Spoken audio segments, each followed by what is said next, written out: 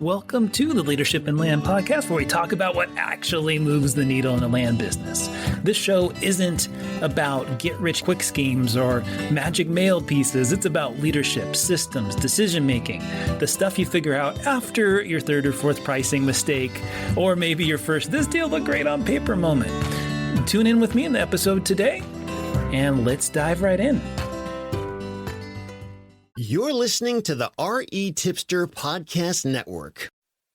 Okay, so quick question for you. Have you heard of our Skool community? I just want to make sure to invite you to check that out. If you're listening to this episode, it's actually kind of old, to be honest with you.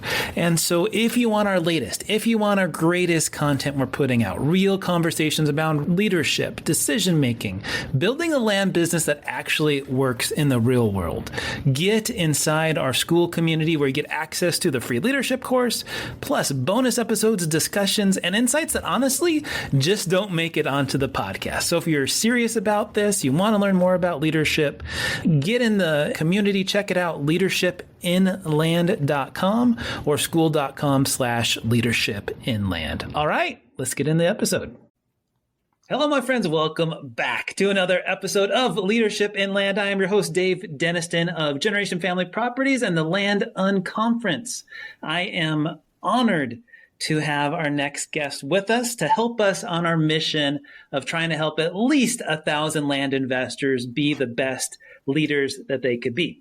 Our next gentleman, I was on his podcast back, I don't know, a year ago or something, I think. And he's really become a bigger and bigger face, and I love his style. And today we get to turn the tables, Kendall LeJeune, and have you be interviewed, sir. Welcome. Thanks so much for having me. Very excited to chat with you and connect with your audience. And so thank you for having me. Conduct with your audience. See, you just can't even help yourself. I love it. Conduct. All right. So, Kendall, a lot of people have seen you, but perhaps haven't heard much about your business and kind of what your background is. I think a lot of us know from listening to your podcast or other places that you were a band leader, orchestra guy. You did some house wholesaling, and now you've transitioned into land. And I was actually surprised to know when we were talking pre-chat, hey, you're still kind of in that world. So can you tell us a little bit about what are you doing now? What does life look like for you on a daily basis with all these different things that you're doing? Yeah. So, I've always been a big fan of entrepreneurship, and, I had that model very early for me. My grandfather was a real estate investor, and he owned his businesses, different businesses. And so growing up, I just thought that's what you did. You just owned your own businesses. I didn't know that people, actually went and did a 9-to-5 kind of thing. And so, that's always been really sort of apparent in my worldview. And so I always knew that I was going to be some type of entrepreneur, have some type of business. And going through life and having different experiences, like you mentioned, I was a band director before. You kind of find these things that light you up. And I'm really passionate about when you find something that brings you joy, to stick with it and do it, right? And so as I visit different stages in my life and I have different experiences, when I find those things that give me joy, I just hold on to different elements of that. And so that's one of the things that I love so much about entrepreneurship, is that you can kind of cobble together, they say that the perfect job doesn't exist, right? Well, I think you can kind of Frankenstein it together and what do you want your life to be and what kind of things light you up, and do those things. And so that's a really long-winded sort of contextual statement to say that, currently I am running my land business. Admittedly, I am pretty much hands off the day-to-day operations. I'm very, very thankful for my team for that, for keeping the ship afloat, so to speak. I also consult for different businesses from a branding standpoint. And so I work with different business owners to build out their personal brands, build out communities, establish and build out podcasts. I also do some land coaching as well. So people that are looking to scale their businesses, I help them to create systems and processes to be able to have scalable business. And then on the music side of things, I'm still consulting with different programs, high school competitive marching band programs. And I also judge for marching bands and drum corps across the country. And so I kind of cobbled together all of the things that I love. And that's what I'm up to now. Got quite a few hats going on. Right. Hey, I resemble that remark with doing all the stuff I'm doing. So I think part of it is almost just like I get bored doing the same thing over and over and over again. I like the diversity, and I also just like the safety net, right? Of, hey, if this one business isn't doing as well, I have this other thing that I can lean back on so my family isn't dependent on one thing. Sounds like you feel kind of similarly. Totally. Yeah. I think it's really important. It's just smart from a financial standpoint to diversify. I've once read a quote that says that people don't get burnt out. They just get tired of not doing the things that light them up. Right. And so I think it's really important to fill your cup in other areas of your life. That way, when you do show up to your business or you do show up in other areas that you have something to pour out of. So, I think that's very important. Love it. Love it. And you talked a little bit about, hey, you have your land business. It's on autopilot. Well, you got a team. So walk us through kind of the evolution of your land business. So, you're in-house wholesaling, you start discovering land, and what happened then to have the team that you have now? Yeah, that's a really good question. So we'll start way back in the very beginning. So when I first started teaching, I started teaching very young. I was right out of college. I had actually taught during, while I was in college in some internships and things like that. I always knew that I was going to do some type of real estate. And so I landed on house wholesaling, and I was actually in the Houston market, very, very competitive market. I mean, it's super saturated from a wholesaling standpoint. I actually went to classes and courses and took everything I possibly could find for like the first 3 years and didn't do a single deal. And finally wound up in this course, and it was an in-person course, and the teacher was actually offering some one-on-one coaching. And so through that course, I did my very first deal, and I took everything that I made out of that deal, put it into coaching. And then I did it was either 3 or 4 deals in my first month of having a coach. And then that's when the light bulb really went off and said, okay, there's something to this coaching thing. It's really important to have someone to help you, and it really wasn't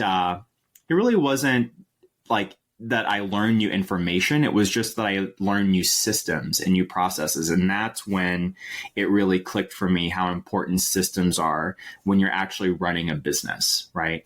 And so that started my house wholesaling business. I had that with a business partner for, I believe it was 9 years in Houston. Did many deals, learned lots of stuff along the way. And one day my business partner just said, hey, have you thought about, what if we did land? And I'm like, oh, listen, we've got our house thing all together. Like, don't fix what's not broken. Like, let's just keep rocking and rolling. I taught for probably about 2 or 3 years full time before I actually retired myself. So I was running the business probably, full time for probably about another 5 or 6 years before we went into the land space. And so I tried my first land deal, and, I was used to like going out to the properties to walk the properties before we get them under contract with houses. And with this land deal experiment that I was doing, I didn't even have a chance to go out to the property before we found a buyer. I was like, wait a minute. There's like significantly less moving pieces to this land thing.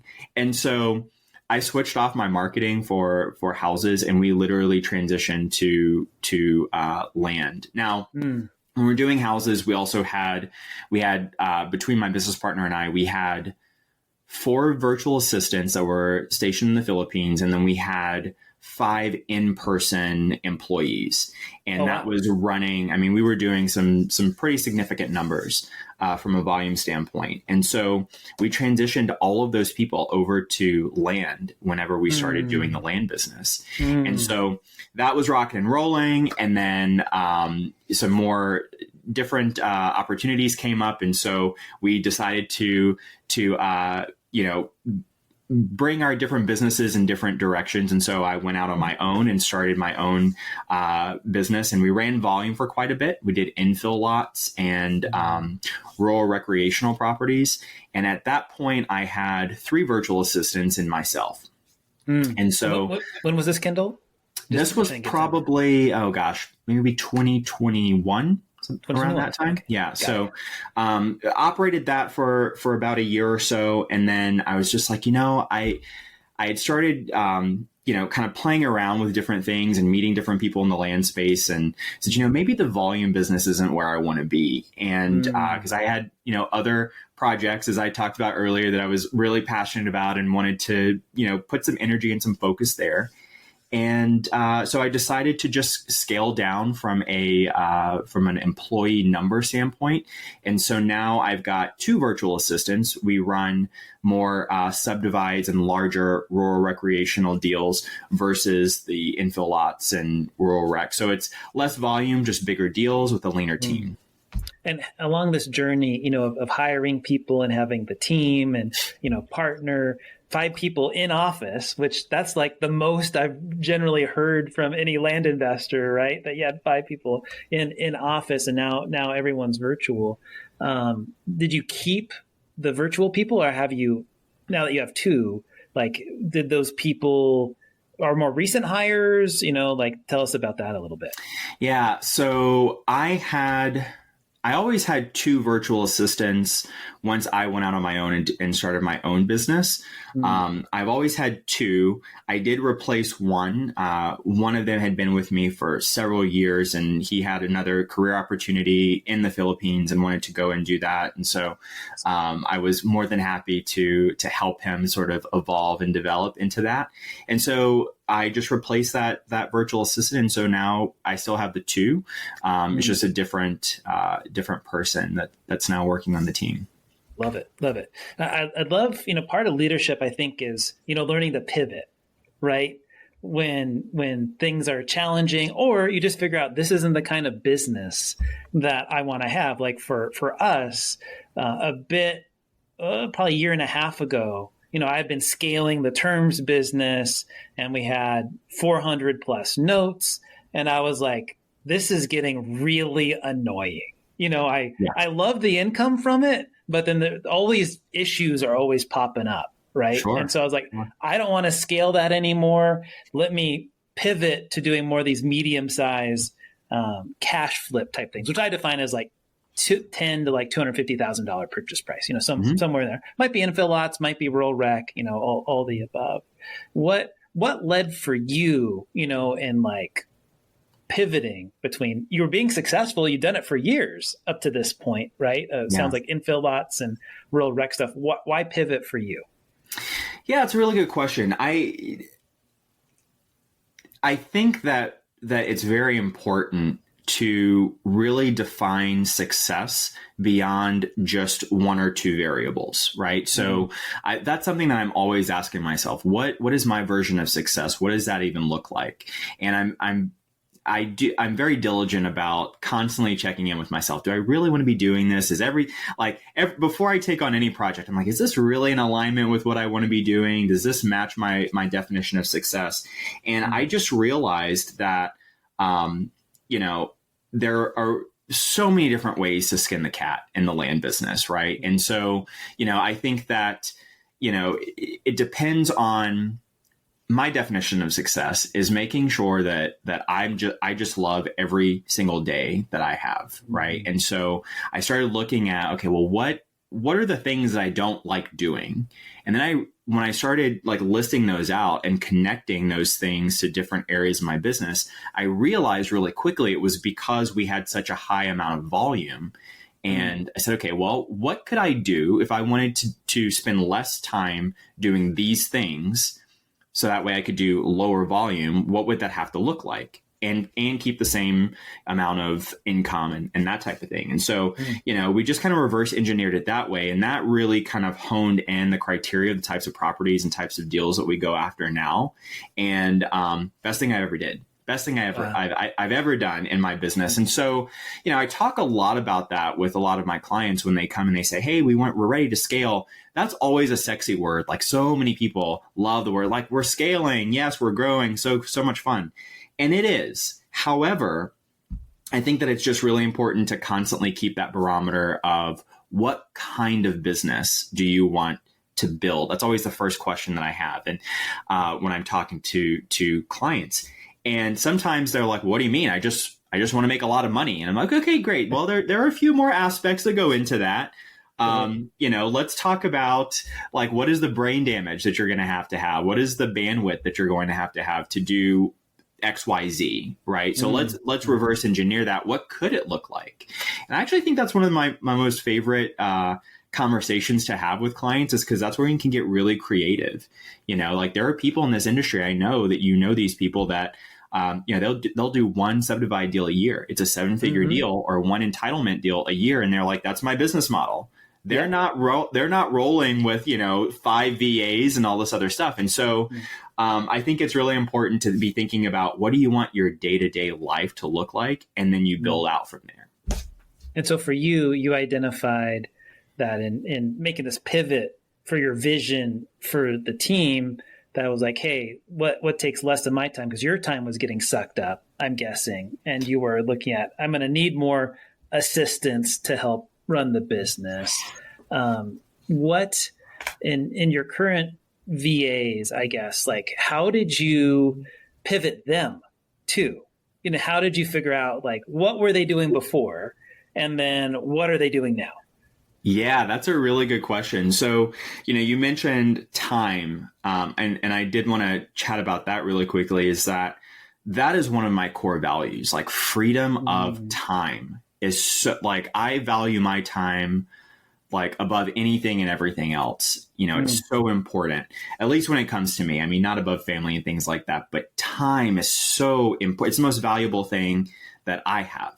And so, I'm always looking to see, how can we be more efficient? How can we be more effective with the use of time? And so it's not that, like, oh, I just didn't want to do that anymore. It was really, looking at it through that lens of, okay, how do I protect this? And how do I make sure that I'm spending the time that I have doing the things that I love to do? And so, to answer your question about the pivoting, that was definitely a trial and error type situation. Now, I will tell you this, because the team was so used to doing high volume. I mean, like, we were doing, it was very high volume whenever we were doing these infill lots. So we had. What does that mean to you, by the way? I'm just curious to know, like, high volume, like, that can mean a lot of things to different people. Like, what? Yeah, we were probably going through, maybe about 300 to 500 leads a month. Where we were actually talking to every single one of these people. We were not just texting. If you're going to consider the texting leads, we were doing thousands of those a day at one point. And so, that type of outreach, and, we were texting, we were cold calling, we were doing mail. We were running on all cylinders. That type of lead generation and acquisitions activity required a lot of hands-on, right? And so when we started scaling back, where, okay, the pipeline is no longer, 500 warm qualified leads a month, it's now 50. Right? What does that look like? Yeah. And so, of course, and some deeper due diligence was required to do these bigger deals. And so it was just, it was really kind of like just realigning expectations. And I'll be honest with you, at first it was like, okay, well, we're just flipping the switch off and we're going after it. We're changing this criteria. And, these, in our weekly meetings, I realized very quickly that my team was just like, what do we do? Because, and I didn't even consider it, because what we needed to get done was being done. It was getting done. I mean, both of these people were full time. And I was like, okay, everything is great. Like, we're hitting the KPIs and we're doing everything that we need to be doing. We're hitting our targets. And it never occurred to me that, like, oh, they're probably getting this done in a fraction of the time that we were getting the previous activities done. And so that did take a little bit of kind of feeling out and realigning some roles and responsibilities and just training. But I'll tell you this, it did allow for us to be able to kind of broaden our bandwidth a little bit in terms of like the leadership program and the training program that we have in the company. And so I was pleased with that component, because then it allowed me to like get my hands into like the leadership and training stuff. But yeah, that was sort of what the transition was like. So it was, as with anything, anytime you pivot, there's going to be some give and some take, and trying to adjust and be flexible. And I'm so thankful, so blessed that my team is super, super flexible. They're just great people. And so they took it in stride for sure. Love it. Well, here's an issue I have that people often say in this industry, which I think your example bears it out. I can personally attest to this. Oh, just add a zero and keep doing the same thing. It is so not true. Yeah. It's a different business model entirely. It's a different flow. It's a different business model. The types of sellers that we talk to are entirely different. It's an entirely different type of seller psychology than someone that just owns an infill lot, right? And so, there was some more training that had to be done in terms of, okay, this is how we're going to approach these types of sellers. Of course, we changed our outreach workflow, our call sequences, things like that, to adjust to that particular type of seller. But overall, it was really shocking, because we had, for example, we had a full-time texter in our business before. And then it was like, hey, what do we do? Because we completely killed texting. I stopped texting altogether. Right. And so he was like, what do I do? So what did you have him do? Like, so he was texting full time. What would you have him do instead? Or did you let him go, or what happened? Well, I did eventually let him go. That was part of the kind of the paring down of the process. But he's in a very happy home now with another land investor. But yeah, it's kind of one of those things that, especially in the pivot, what was important to me once I realized, like, okay, these people need, they need to have some type of direction. They need to have some type of like guidance or something in terms of how they're going to be approaching these roles and responsibilities. And I started looking at, okay, well, who am I going to transition over and to what? It was really important for me to sit down with each one of them and have like in-depth conversations. Talk to me about your 5-year goal. What do you want to do? Like what's important in your life? What does the future look like for you? Really dug into some personality assessments to see what drives certain people. And we'd already done a little bit of that in the hiring process before we transitioned over to the business model that we have now. So I kind of had like an idea of who was going to be continuing on in different roles. But it was definitely a shakeup. It was definitely a shakeup. Love it. Love it. No, I think that's so honest. I appreciate, just the transparency that you're bringing. So thank you for that. I think as I just reflect on my own journey and leading people, sometimes, as you do the pivot, you kind of know where you want to head, right? Like, oh, I want to do more of this kind of deal. Yet you don't understand as a leader, how do I lead my team? I don't even know. I know the concept. I understand what I'm supposed to do.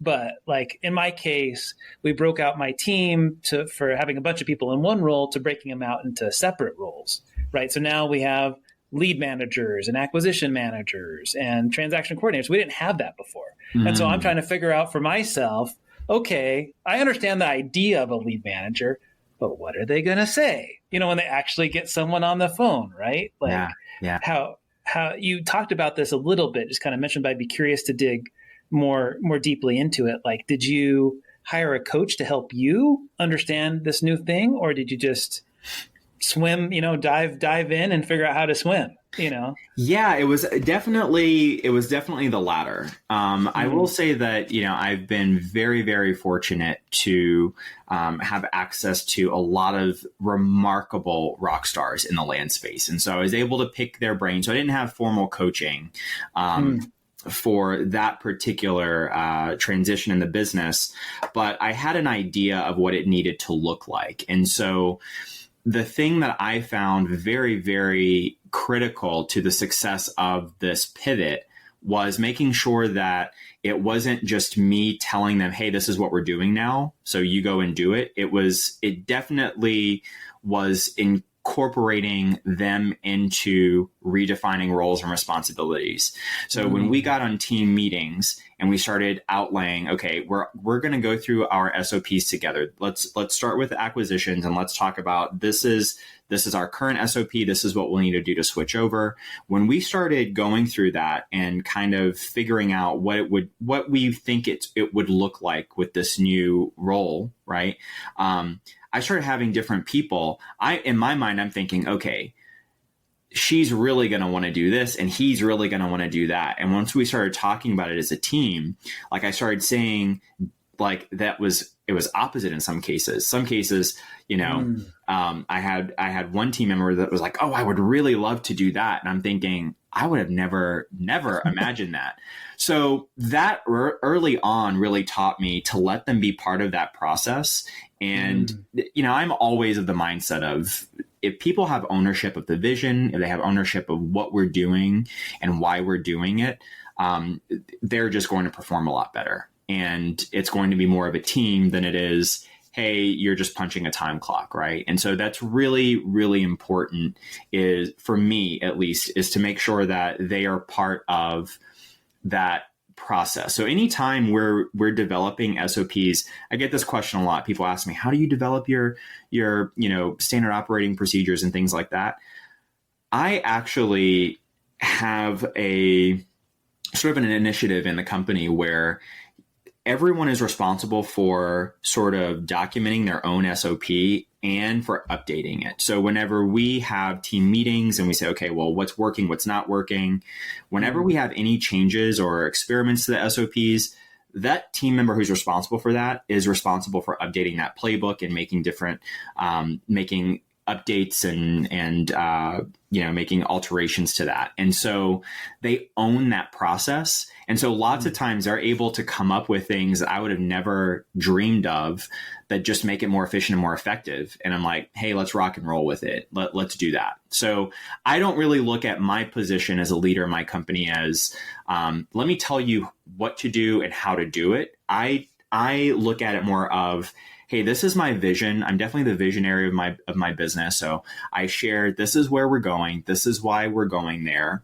Everyone has their own role in that vision and their own stake in that vision. And then my job is to just make sure that they have the tools and the resources to hit their own goals. And so it's very much of a, my team meetings are very much like a coaching session. So I will coach my team through different scenarios, different challenges that they're having. And so it is very much less me saying you need to do it this way versus let's develop this together.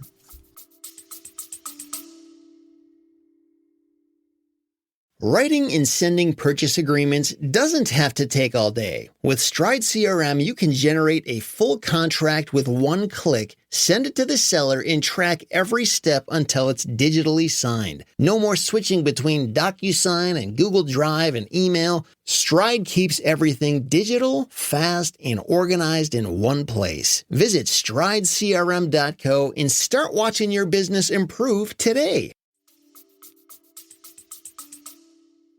Love it. No, I think a lot of great leadership lessons there. I want to reflect back on some of the earlier conversation. You mentioned getting their vision for themselves, right? So you have a vision for the company, but then you're really showing them, hey, I care about you and where you want to go, right? So you're helping to lead them to where they want to be, right? Which maybe they'll be with your company for 20 years, but maybe just 2, right? And so, really them understanding, hey, this is not just about making Kendall wealthy. I want to help you as well. So I think that's a super strong trait about you as a leader from what we're gathering here. And then really empowering them to make decisions sounds like is a big part of your leadership style. Rather than you drawing up all of the SOPs, it's collaborative, which I'm sure you have input on it, right? But you're asking for them to, hey, you be responsible for this. That way you don't have to invest tons of hours into figuring it out. Am I capturing that all right? Or am I missing something? 1,000%. So for example, one of the virtual assistants that I had that switched over that ended up leaving the company, he actually wanted a bigger role in just his day-to-day work. Right. And so he was already a manager in the company. The company structure wasn't in a way that he could have a higher position than he already had because I run a lean team. It wasn't like he had a manager. I was his manager. And so he actually took over a management position in the virtual assistant company that he was working with. And so he's now, and I knew that was part of his plan. He wanted to be in a leadership role. And so a lot of people are like, oh, well, didn't it hurt that he left and all this other stuff? And I'm like, no, I knew coming in that he had the leadership potential, and my goal was to help him to achieve his goal. So whether that was staying with the company or not, I took that as that's a total win because he was developed enough as a leader to be able to take on that new role.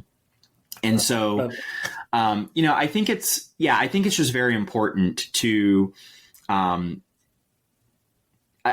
just see a lot of people say, okay, we're going to get a virtual assistant. We're going to plug them in and barely do any kind of training. And then they expect that person to drive their business in some kind of way. And it's like, there's a lot of investment that has to go into this person. I mean, this is a human being that has dreams and has goals. And if you can unlock that and your business is a catalyst for them to reach their goals, they will show up for you in ways that you couldn't imagine. And so my sort of vision for my business, I mentioned earlier that I'm very hands-off in the day-to-day. I don't want to know passwords. I don't want to know how to log into this. I don't want to know how to log into that. I give them complete autonomy because ultimately I think if I can provide enough tools, resources, and support for my team, they should ultimately be better at all of the things that they do than I am. And that's what I really strive for. Love it. That's good stuff.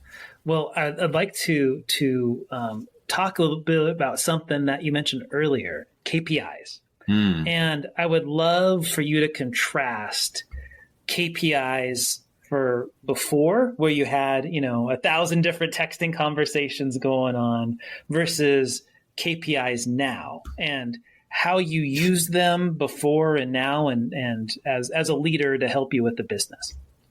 Yeah, that's a really good question. So, obviously it's a much lower volume than we had before in terms of what we're going after now. KPIs, there are some fundamentals that are essentially the same in both of the different business models. The main driver for me is offers made. That's still probably, I think, the one that moves the needle the most. How you get to that offer versus how many gross leads do you have? How many warm leads? All of that can change.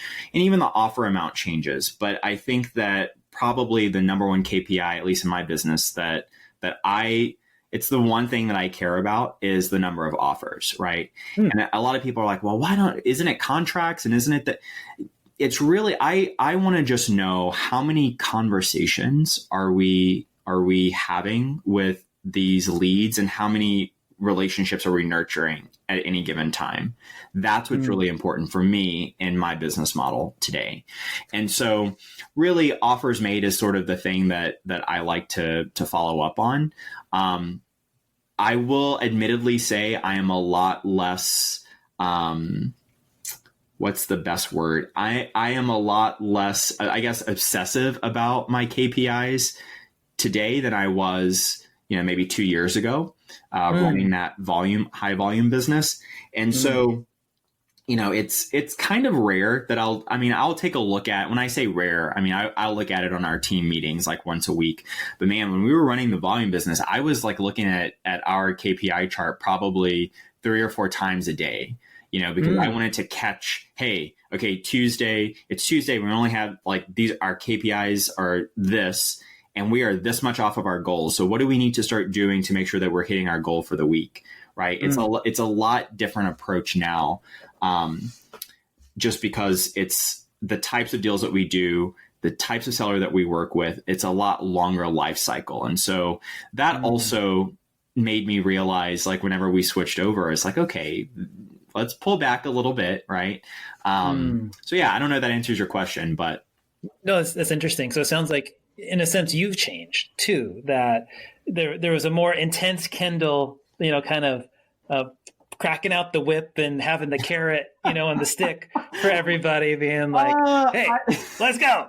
Versus now it's like, oh yeah, I'm chill. We're good. Yeah, I don't know if it's so much cracking the whip. It goes back to I'm definitely a lot less hands-on. I'll say that.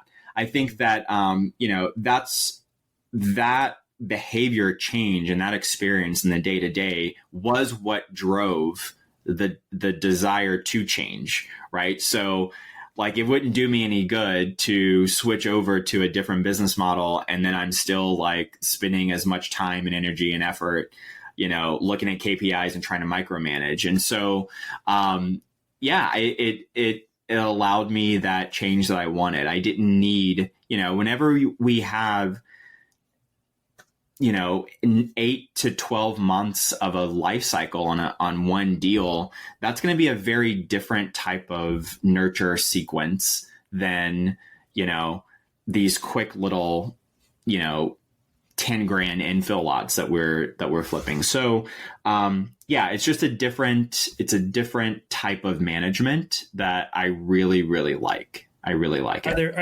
Are there different KPIs, just in comparing one versus the other? Because I have no clue. I don't do subdivides, so I can't. Yeah, I would. It's definitely I'm not going to say different KPIs, but there's definitely different expectations. So for example, the gross number of leads that we would get for in the volume business when we were doing infill lots, there are thousands and thousands of infill lots. My market is Texas. Thousands of infill lots in the state of Texas. In subdivides, if I'm looking at like A+ prime subdivides, there's really only something like 350 to 450 total, what I would consider A+ subdivides in the state of Texas. So it's not necessarily, I'm not as driven by those gross lead numbers as I am, in the subdivide business as I was in the volume infill lot business. I'm really, really more focused on, talk to me about the quality of the conversations. What are these sellers saying? That type of thing. Where are we, with Miss Johnson? We've been talking to Miss Johnson for 8 months now, like that kind of thing. Right. So I would say that, we still track KPIs. I really leave a lot of that up to my lead manager now. I'm a much more, hands off, or my acquisitions manager rather. I want to know what is happening with the conversations. Like, how are those conversations going? What is she saying about her situation, and what are the timelines, and just making sure that we follow that process more than it is about like, okay, we have to turn and burn. Like, we need to get out 6,000 texts today. And that is a very different approach. Interesting. Like, I was thinking, like, this is my impression from the outside looking in, because I don't do what you do. Like, I think of subdivides as, now you're going on Zillow and you're doing like inquiries into properties that are on market, right? Like, that's very common, at least from what I understand of subdivides. Like, it's a different way of marketing. So like, you'd be tracking that potentially as a KPI versus the number of mailers we sent out, right? Like, yeah, I mean, that it might be definitely, more it does depend on the campaign. I mean, like we kind of ebb and flow. We have different cycles where we might be focusing more on on market subdivides. We might be focusing more on off market. We might be focusing more on, like I am a licensed agent in the state of Texas. And so I get leads that come in. And so we may be working on cycles of that. So it definitely does depend on which campaign we're working on, because not all of them have outreach, right? Sometimes it's more of like, okay, how many leads came in today that someone has submitted to JV on, that type of thing. I'll also say it's much deeper due diligence as well. And so, it's definitely a quality over quantity type thing. Like these are not, putting together a pro forma for a subdivide is very, very different than just like, analyzing an infill lot really quickly and saying, okay, we can list it for this. Like calls have to be made to the county, different things like that, to make sure that we're doing our first phase due diligence. And so it doesn't, it doesn't serve us to really focus on like, I have to get this many, of any one thing in any one category. We do have our targets. So I know like this is the health of what we're doing, but also, considering like the market, whenever things start slowing down, we know, okay, you can't force the market to turn faster. You can't change buyer activity. And so while, there are ways to mitigate that and start offering creative, opportunities, open up the buyer pool, that type of thing, I am really kind of in a season in my business where like, I'm not trying to force a deal to happen. If it doesn't fit our criteria, it just doesn't fit our criteria. Right. And so that's kind of where I am right now. I'm very thankful that we can be in that position. But that's kind of the approach right now. Love it. Love it.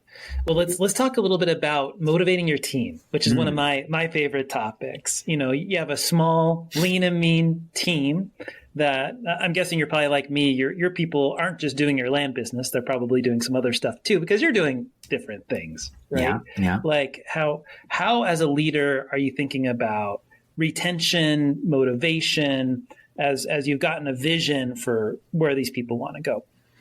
Yeah, that's a really good question. So from a motivation standpoint, we talked about this a little bit earlier, but just making sure that the conversation is not just what are we doing? It's why are we doing it? How, making sure that I'm developing their leadership skills as well in the company. And so, we have training programs of not only, okay, this is how we're creating content for this, or this is how we're going to do XYZ in the land business.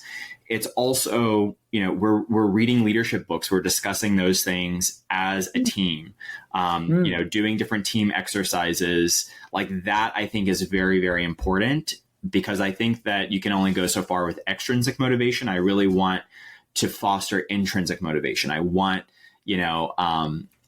them to be motivated because they want to be motivated, not because I want them to be motivated. So one of the ways that I do that is to, again, make sure that I'm tying their goals back to something that we do in the business. And so when they're working on the business, they're working on their goals. So perfect example is, I know that a lot of people do like a bonus commission structure, right, for virtual assistants. What I've learned though is that like not everyone is motivated by that kind of thing. Not everyone is motivated by money. I learned that very, very early on in my career. And so what I learned was actually a lot more effective and a lot more powerful was understanding exactly where they want to be in 5 years, 10 years, and then how can I help them to do that? So for example, I have a team member who not super motivated by money, does a great job, but I could say, and I've tried this. I've said, okay, I'm giving, an additional 20% in bonus commission for this. Nothing. But if I say, okay, we're going to do this type of work, and sometimes it's, I'll just throw out an example, some type of like graphic design creative work, all in, like she's all about it. She loves it. So much more motivated to do that than if I'd say, hey, I need you to do X, Y, Z, and I'll give you 20% more commission. Doesn't matter.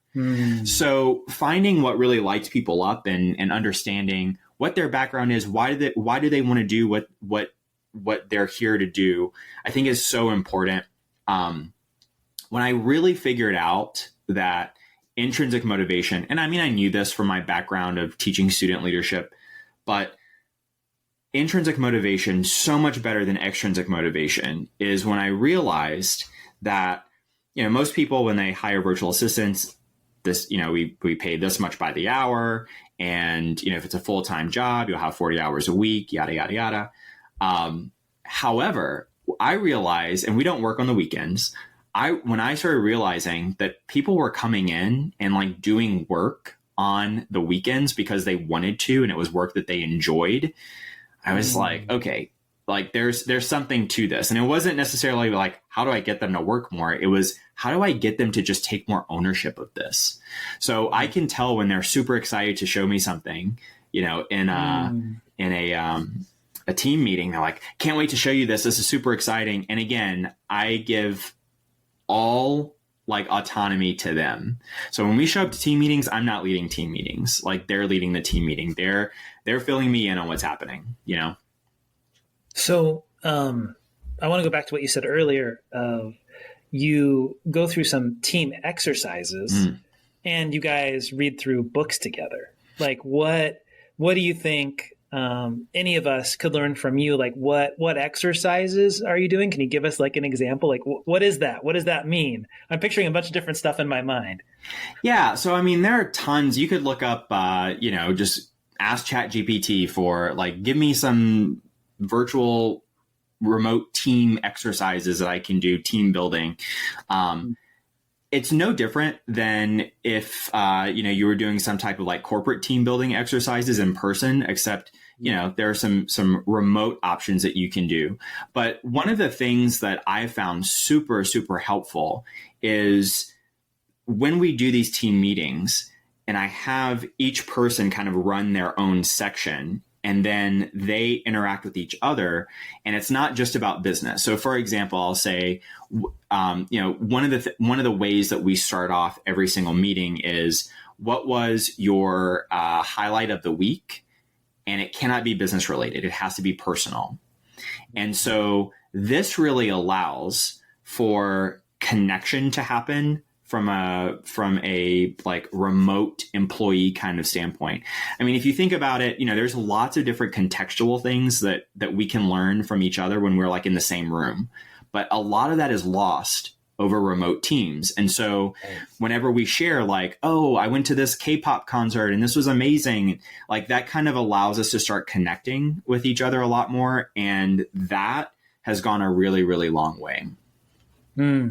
So when I was thinking like team building exercises, I think of like a trust fall, right? Like that's like a thing. Like, is it just more simply you're just trying to figure out what's going on in their lives, or is there like something more specific you're doing that's like a virtual trust fall of some sort? Yeah, I mean, there are lots of different things. Like I said, there are lots of different things that you can do. I mean, an example would be, to have them get together and talk about what was something that you caught the other person doing really well that you did not tell them yet, for example. And I know that seems super simple and it's not exactly like a trust fall exercise, but just getting them to share that type of information with each other, because that's not something that normally naturally comes up in conversation. Just getting them to share that in like an open forum, I think is so critical, right? Because that starts the conversation. I love finding out that like, oh, they've been talking when they're not even working. Like that to me shows that they're building good connections. And so, anything that I can do to get them to connect with one another, that's not about work, because a lot of people compartmentalize work with, away from something else, away from like who they actually are. And once I started doing this, it was really interesting because I saw like different sides of their personalities come out. I'm like, I had no idea you had such a great sense of humor. Well, yeah, because I hadn't I didn't give them a vehicle or, an outlet to express that. And so I think it's really cool to see them show up differently whenever they are able to start doing those things. Very cool. So a lot of it's like conversation starters, or in this case, but the kind of thing you mentioned was, hey, let's appreciate one another, having a sense of appreciation, positivity, rather than, which is very easy to do, being negative, right? Like, totally. You did this wrong, you did that wrong. Is that kind of where a lot of it centers around for you? Kind of. Yeah. So here's the thing. If you say, like I did learn this, if you say, hey, let's appreciate one another, they're just going to sit there and not say a word.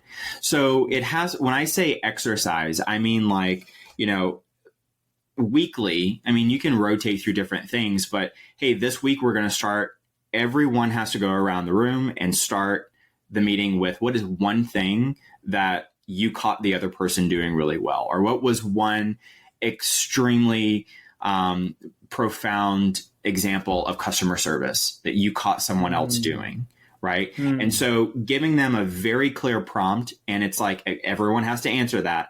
That is a much more structured way of getting them to start talking and opening up versus like, okay, we're going to share our feelings today about your personal life. Like that's probably not going to work. They'll probably just sit there and say, I don't know what to say. Like literally, I had a team member. She's amazing. I don't know what to say. And so that was her answer for everything. I don't know what to say. So the minute I started giving like super clear, okay, I need one word.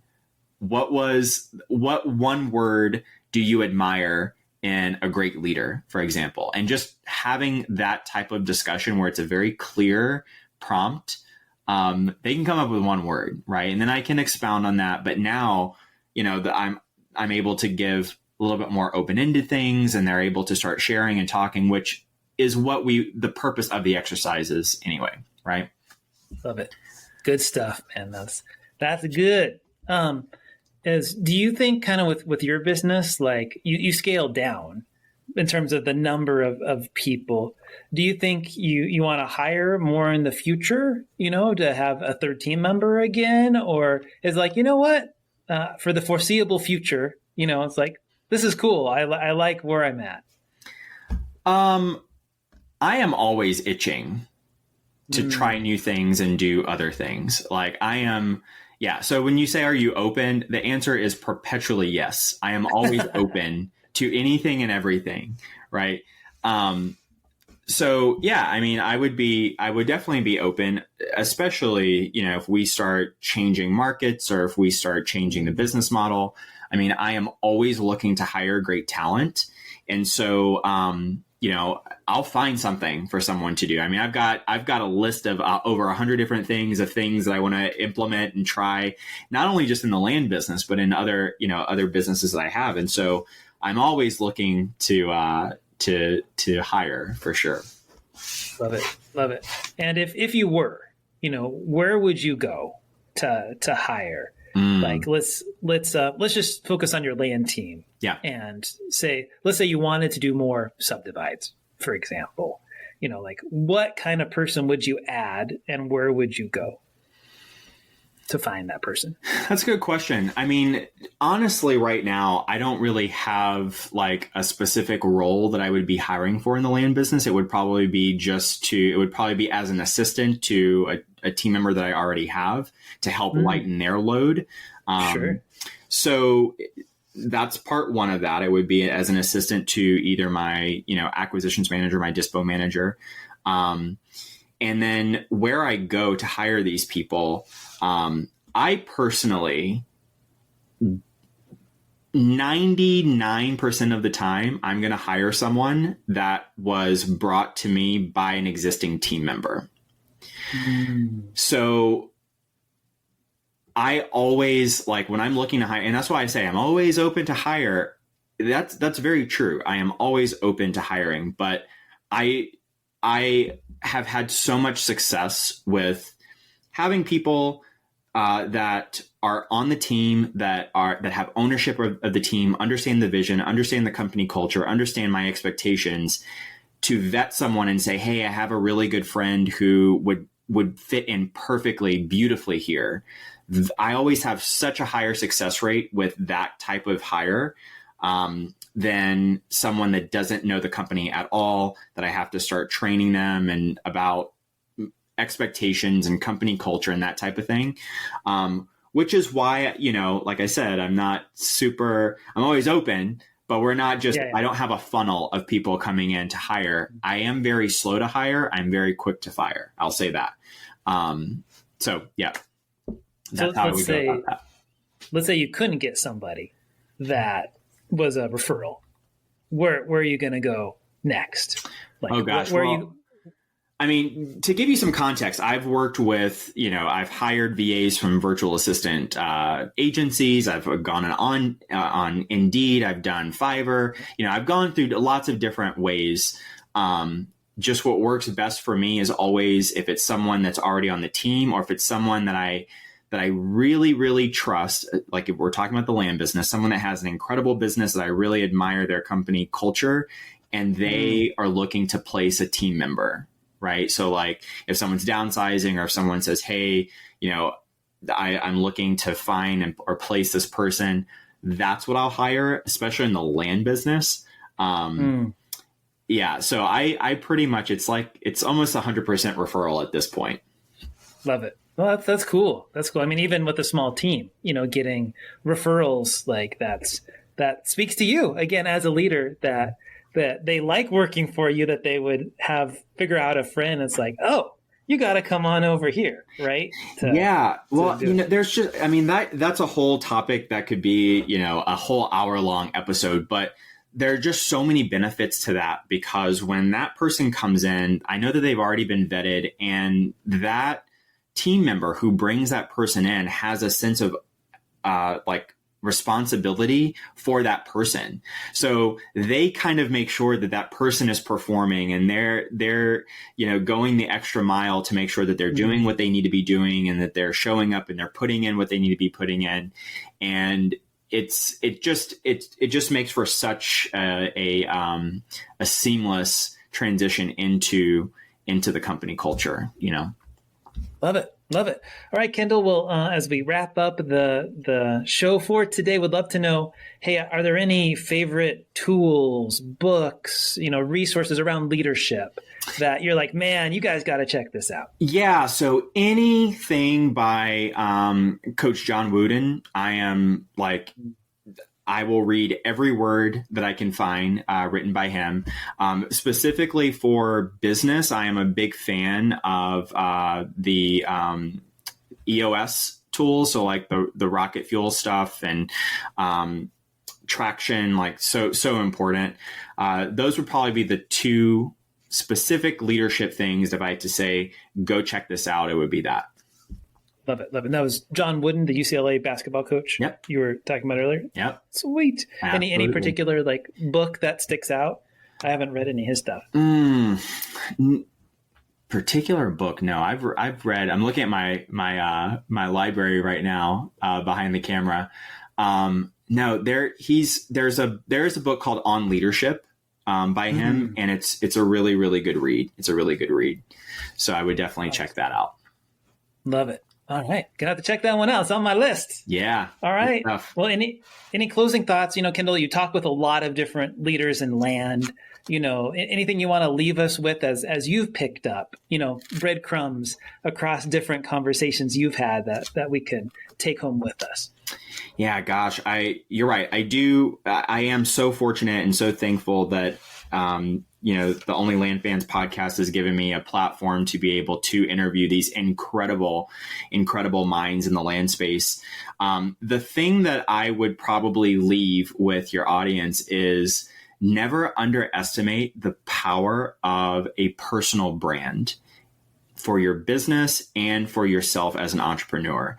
That is probably the number one area that caught me by surprise the most when starting my entrepreneurship journey, is that there are opportunities and customers and clients and leads and partners. So many different things, so many different doors will open up and be added to you with a personal brand. And a lot of people are like, well, I don't know what my brand needs to be. And I don't know this, and I don't know that. And I don't have a personal brand. But the fact is, everyone does have a personal brand. It's just, are you being intentional with it or are you not? Right. Another perfect word for brand is reputation. So what are people saying about you behind closed doors, or what do people think of when they hear your name? I think that's just another great way to kind of take stock of what your brand is. And so when you're intentional about it, when you're intentional about building a community of customers, it makes the process so much easier. So that's what I would offer your audience.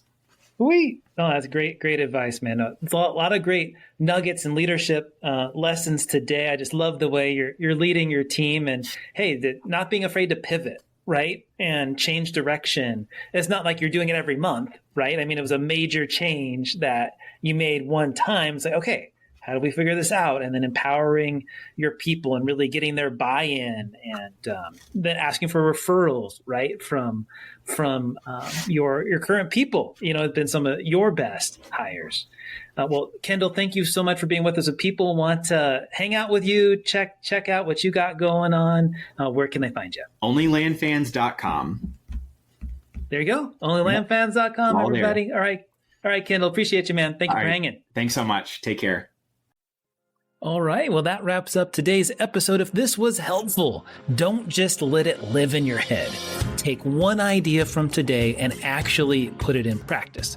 That, my friends, is where the real progress happens. And if you want to check out and keep the conversation going with people, you want to check out a bunch of free resources and talk about the challenges we all go through, please come and check out our Leadership in Land community on Skool. We got bonus content, real discussions, and a free leadership course. No hype required at all.